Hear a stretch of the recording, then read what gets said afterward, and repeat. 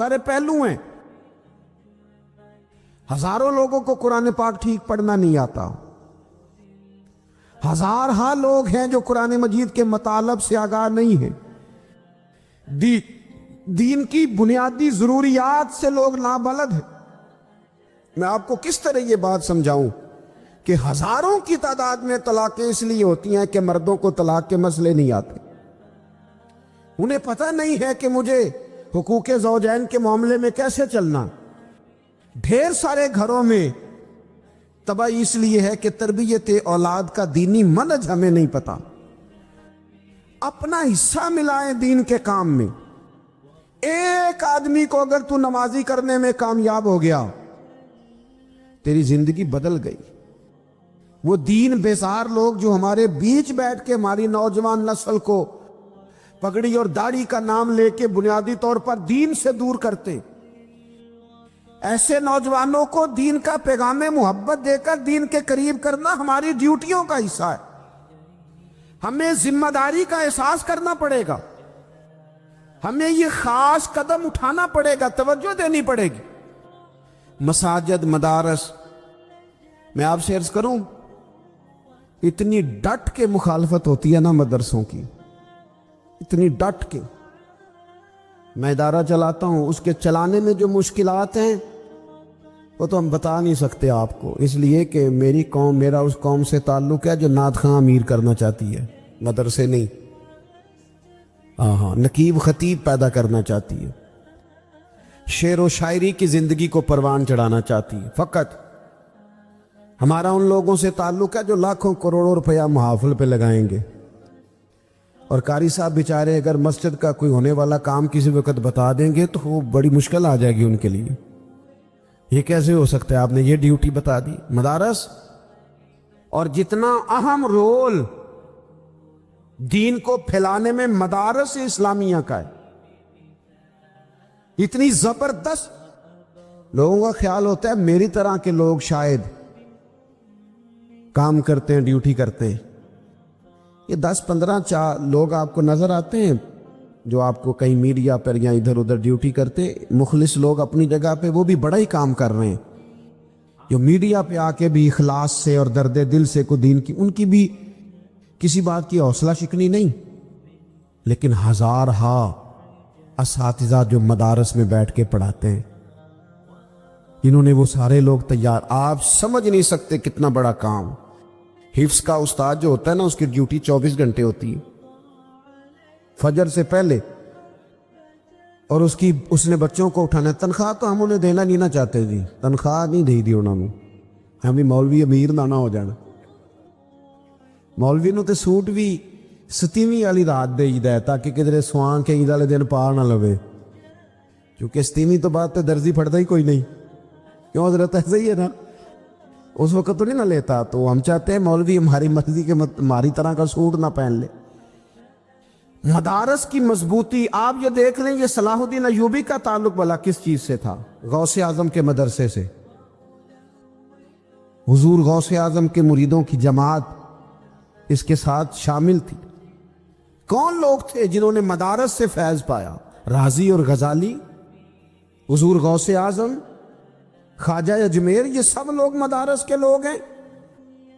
کمزوریاں ہیں، غلطیاں ہیں، بہت ساری چیزوں کی اصلاح کی ضرورت ہے، لیکن یہ دین کا بہت بڑا قلعہ ہوتا ہے مدرسہ. لیکن اس کی مخالفت کی جاتی ہے. مجھے بتائیے، اگر مدرسوں میں کمزوریاں ہیں تو کالجوں یونیورسٹیوں میں نہیں ہیں؟ ہم نے کبھی مخالفت کی ہے بند کر دو سارے؟ لیکن لوگوں کا جب خیال آتا ہے، جب ہمارے ایک سابقہ وزیر صاحب تھے، سر راہ کسی دعوت میں میری ان سے ملاقات ہو گئی تو انہوں نے کہا مدرسوں کا کردار کیا ہے آج کے ماحول میں. میں نے انہیں کہا کہ مختلف کورسز آپ کراتے ہیں نا، تو اس کے لیے پھر مختلف ویکینسیز ہوتی ہیں. جہاں بچوں کو مدرسے کا کورس کرایا جاتا ہے تو استاد بننا ہوتا ہے، اس نے خطیب بننا ہوتا ہے، مسجد کی ڈیوٹی کرنی ہوتی ہے. میں نے کہا بالکل کوئی حکومت سرپرستی نہیں کرتی، لیکن اللہ کا فضل ہے. کبھی آپ نے حکومت سے سنی ہے جس میں جمعے والے دن مولوی نہ ملا ہو جمعہ پڑھانے کے لیے؟ کبھی آپ کو رمضان میں ایسی مسجد ملی ہے جس میں قرآن مجید سنانے کے لیے حافظ نہ ملا ہو. یہ ہو سکتا ہے کسی حافظ کو مسجد نہ ملے. تو مدارس کے ذمے جو کام تھا مدارس نے جم کے کیا ہے اور ڈٹ کے کیا اللہ کے فضل سے. اور مدارس کے لوگوں کو بھی کمزور نہیں پڑنا چاہیے.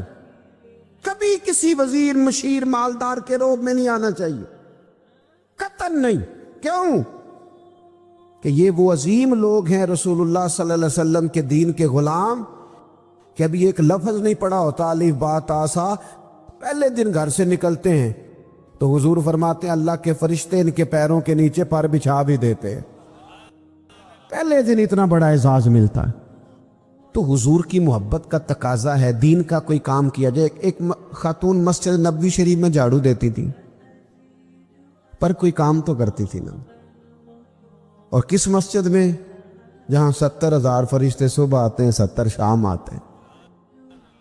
اس مسجد میں وہ خاتون جھاڑو دیتی تھی. بخاری ہے. جب ان کا انتقال ہو گیا صحابہ نے سوچا کہ حضور کو تکلیف ہوگی، بغیر بتائے جنازہ پڑھ دیا. حضور صبح تشریف لائے، تازی قبر دیکھی، اور محبوب وہ ہیں جو فرش پہ کھڑے ہو کے عرش کی خبریں دیتے ہیں.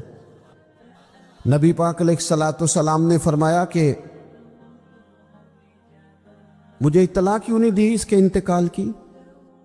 یہ کرم دیکھو. کوئی ڈیوٹی تو کرتی تھی نا یار، پر خلوص سے، پر پیار سے، پر اللہ کو راضی کرنے کے لیے، پر درد دل سے.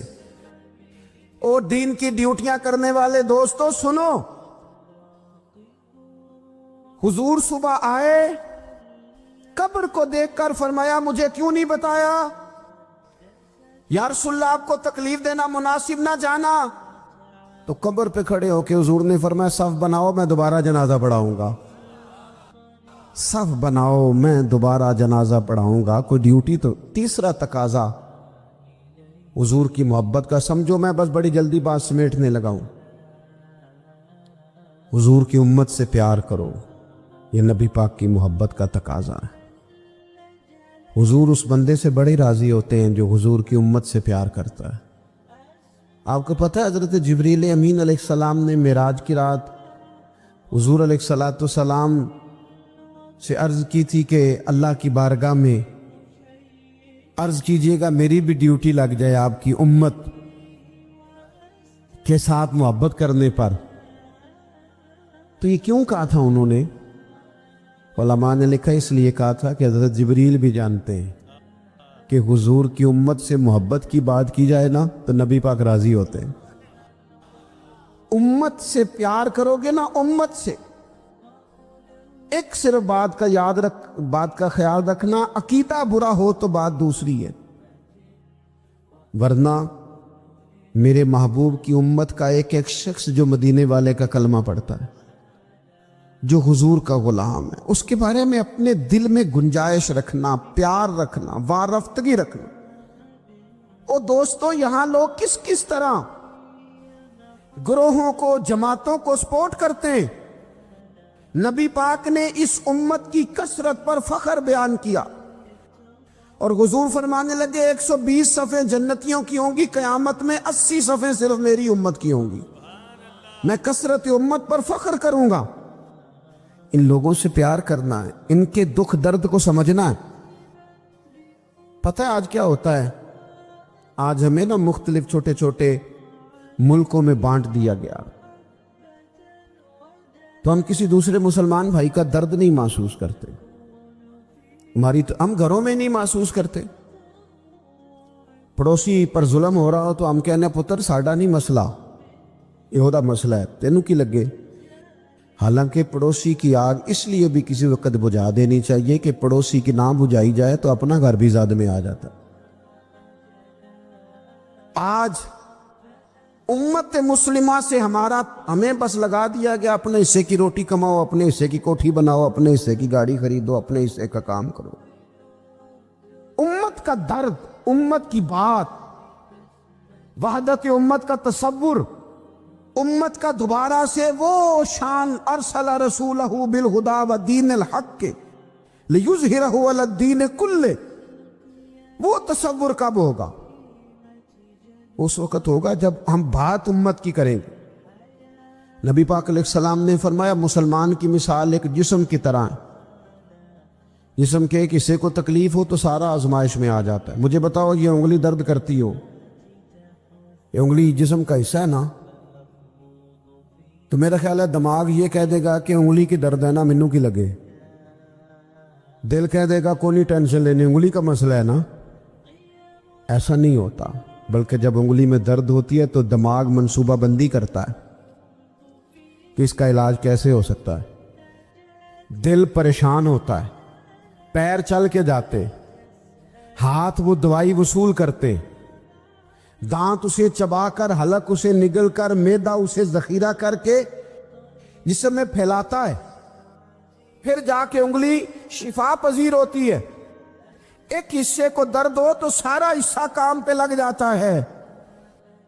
اسرائیل اگر تکلیف دے رہا ہے فلسطینیوں کو تو ہونا چاہیے تھا نا بعض مسلمان حکمرانوں کو نیند نہ آتی، وہ درد دل محسوس کرتے.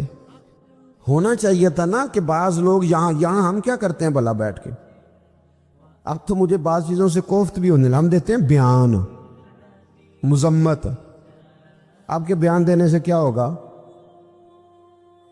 فلانے نے بھی بیان دے دیا، فلانے نے بھی کلپ دے دیا. یہ کیا کر رہے ہیں؟ یہ تو آپ زندہ رہنا چاہتے ہیں. وہ جس طرح آج کل ہمارے ہاں بہت ساری چونکہ جماعتیں ہیں تو کشمیر ڈے آتا ہے نا تو مل کے ریلی نہیں نکالی جا سکتی، سوال نہیں پیدا ہوتا، کیونکہ ہمیں جماعتوں کو زندہ رکھنا ہے.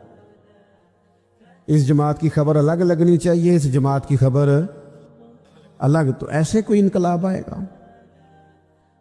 یاد رکھنا امت کو پوری کو ایک طاقتور آواز بننا پڑے گا. ہمیں تھوڑا تھوڑا اوپر اٹھ کے سوچنا پڑے گا. خدایا اللہ تعالیٰ مجھے معاف کرے اگر کوئی بات میں سطحی کر رہا ہوں، دل کی گہرائی سے عرض کرتا ہوں اب تو بڑا سخت وقت آ گیا. اب چونکہ اب تو کیمرے کی آنکھ آئی ہے تو وہ زخمی بچے دیکھے نہیں جاتے، وہ تڑپتی مائیں دیکھی نہیں جاتی، وہ سسکتی اور آواز دیتی بیٹیاں سنی نہیں جاتی. وہ آوازیں ایسی ہیں جیسے وہ رات کے سناٹوں میں چیخیں بن کے لوگوں کو جگایا کریں گی. خدا را کچھ جرم ایسے ہوتے ہیں جن کی سزائیں بڑی سخت ہوتی ہیں، جن کی معافی بڑی مشکل سے ہوتی.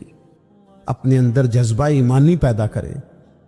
اور میرے دوستو بستر پر بھی تو لوگ ماری جایا کرتے ہیں نا. اپنی زندگی رسول اللہ صلی اللہ علیہ وسلم کے دین کے نام کرو. جذبہ جہاد، شوق شہادت اور عشق رسول، یہ عناصر ہیں جو امت مسلمہ کو پیروں پر کھڑا کریں. 2 منٹ کے لیے سوچو، امت اگر اسی طرح کٹتی رہی، پریشان رہی، دکھتی رہی اور باری باری کر کے، اقبال نے کیا کہا تھا؟ اس نے کہا تھا وطنوں میں، انہوں نے کہا تھا کہ ان تازہ خداؤں میں بڑا سب سے وطن ہے، جو پیرہن اس کا ہے وہ مذہب کا کفن ہے. تو اقبال ہم کیا کریں؟ کہنے لگے بازو تیرا توحید کی قوت سے قوی ہے، اسلام تیرا دیس ہے، کیونکہ تو مصطفی ہے. تو بحیثیت مسلمان سوچنا شروع کر، بحیثیت مسلمان. اور یوں تو سید بھی ہو، مرزا بھی ہو، افغان بھی ہو، تم سبھی کچھ ہو، بتاؤ کہ مسلمان بھی ہو. تمہارے اندر کہیں سے کوئی مومن بھی بولتا ہے کہ نہیں؟ علاقائی تعصبات اور ملکی سرحدوں میں قید ہو جانے والوں، تم ایک نبی کی امت ہو. کیوں نہیں سمجھتے؟ جب کشمیر کی بیٹی روتی ہے تو مدینے والے محبوب پاک علیہ السلام کی امت کی بیٹی روتی.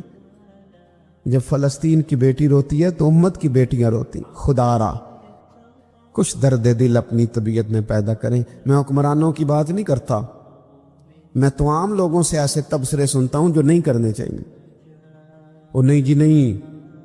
دوسرا رخ بھی دیکھو، عام آدمی اٹھ کے، عام لوگ بھی یہ خطرناک سوچیں اور ان سے خوفناک نتائج برآمد ہوں گے. تو 3 باتیں میں نے آپ کی خدمت میں عرض کی ہیں. ایک تو کوشش کریں اپنی زندگی کے اندر کہ زندگی کو سادہ کریں، پیسہ ضرور کمائیں لیکن پیسے سے پیار نہ کرو، پیار تو مدینے والے رسول سے کرنا۔ دولتیں، ہرس، ہوس، طمع، ان سے باہر آؤ۔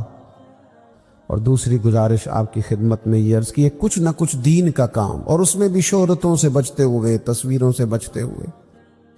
میں ہر محفل میں شاید کہتا ہوں میری فوٹو آ رہی ہے اور لائیو آ رہا ہے اور فلاں ہو رہا ہے، لیکن اس محفل کا خوبصورت انسان وہ ہے جو سب سے پیچھے بیٹھا ہے۔